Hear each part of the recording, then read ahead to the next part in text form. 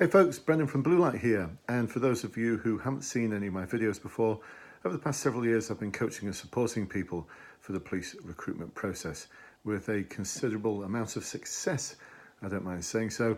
A good sort of 3,000 plus people are now in the police as a result of the support I've provided. So what's today's video all about? Well, today's been an interesting day for me. Many of you will know that we've moved up to York now, and one of my old colleagues is now one of the senior lecturers at the policing degree course at the University of York, St John, so York St John University. So he invited me to come up and speak about community engagement, problem solving, and today I've just done that. It's a fantastic opportunity to speak to some students who are in the second year of their policing degree. Give us some ideas, some food for thought about some of the work I'm currently doing around community engagement, problem solving with Gloucestershire Constabulary, West Yorkshire Police and other forces in the past. Links in very much with the direction of travel that the police are going in terms of what their aspirations are for community engagement. Certainly some of the work I'm doing with the College of Policing around their organisational development team links in with that. But anyway, that's not the purpose of this video. I'm getting distracted here. So they all want to join, the majority of them want to join the police.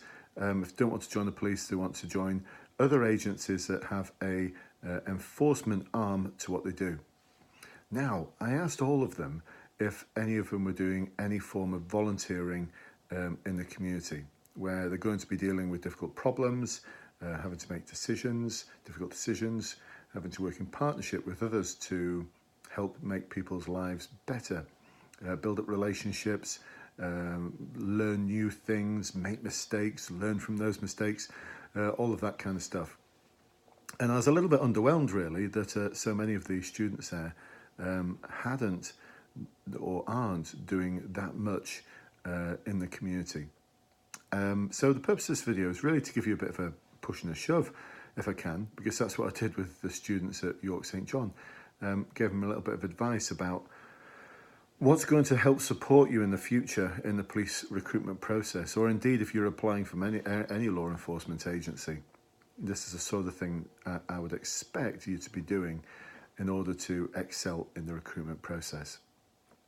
So, one of the questions that you'll be asked at some point during the recruitment process, either on the application form or probably at the final interview, is why do you want to be a police officer? And a lot of people come up with a right load of cliched nonsense about wanting to help the community, put something back into the community. I've always wanted to help the community. I've always wanted to do something for the community, to put something back. You know, all of that kind of stuff, that some of the blurb in the books on the bookshelves that have titles like How to Be a Police Officer tell you should say. Except you're going to walk into this problem. You're going to walk into an interviewer like me, who's going to then say, that's fantastic. What a great aspiration. So what have you done so far? And that question has in the past and will floor people in the future. Because if you've not done anything, but you've got all of these worthy aspirations to be of service to the community and help those communities become safer, better places, and that's all you've ever aspired to do, then surely you'll have done something already. Now, you're up against people who will have been heeding my advice, and there are thousands out there who have heeded this advice and succeeded as a result of it. They get involved with things like the street angels, street pastors, working with charities that support people with mental health needs. Some of the examples of the few at the university who I spoke to that are doing in terms of supporting others and volunteering, working with clients, as they call them, but people who have just been released from prison who are finding life difficult, working with the NSPCC as a volunteer. That's the sort of thing that's going to get you the really outstanding evidence you're going to need for your application form and also for your final interview. So when you're asked questions like, can you tell me about a time when you made a difficult decision? Can you tell me about a time when you've worked under pressure?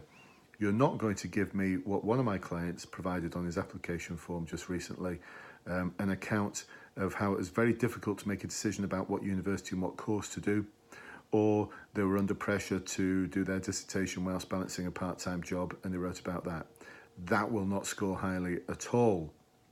And if you did succeed at getting to final interview, in the unlikely event, because with evidence like that on your application form, you're going to fail. It's not going to get anywhere. You're not going to score highly enough to get to the next stage.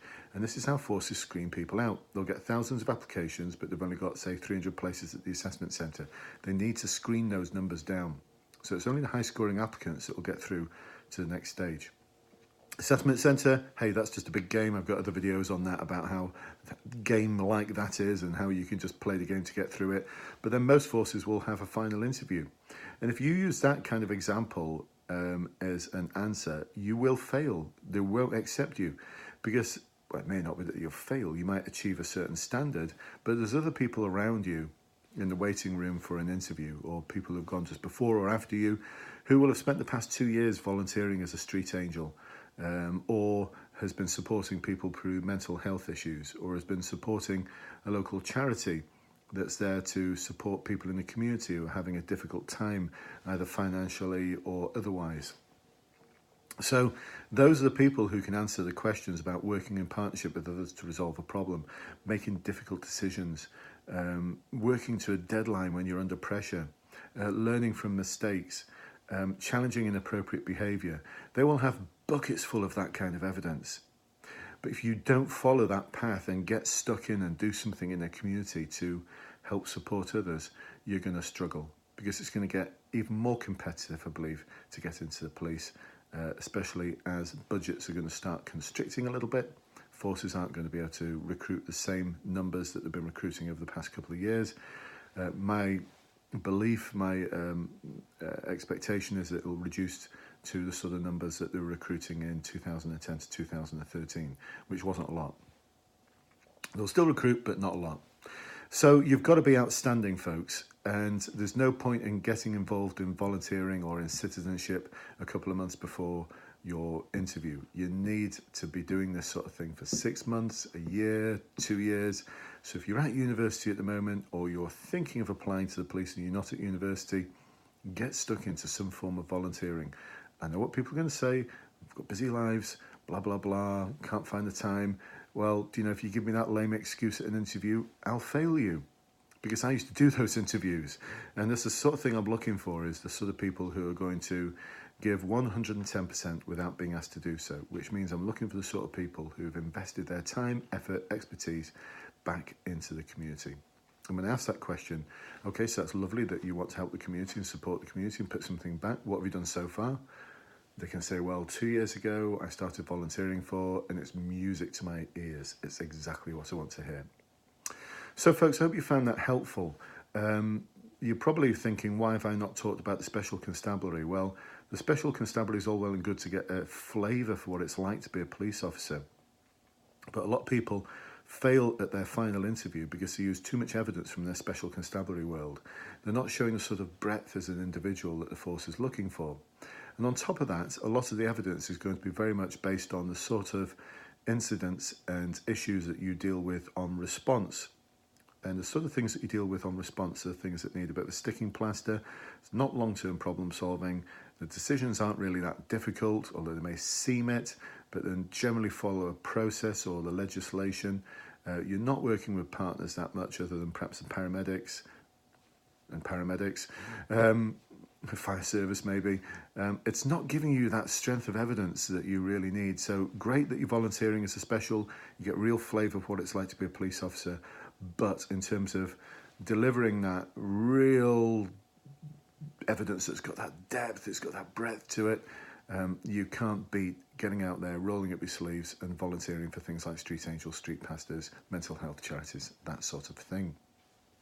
So by all means, join the specials, but see what you can do to add a little bit more to your CV in terms of your offer.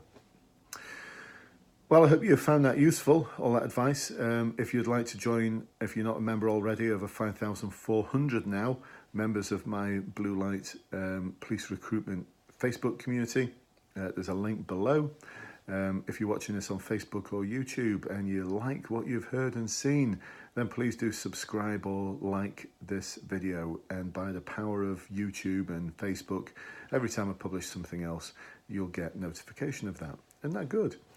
You can always, at a later date, once you're in the police, say, no thanks, I've had enough now. But actually what a lot of people find is once they're in, they still like to listen to these videos because it can help them with the interview process for specialist positions and promotion once they're in the force. Any ideas about what you'd like me to prepare a video on in the future, please do let me know. Otherwise, I shall see you at the next video. Bye bye for now.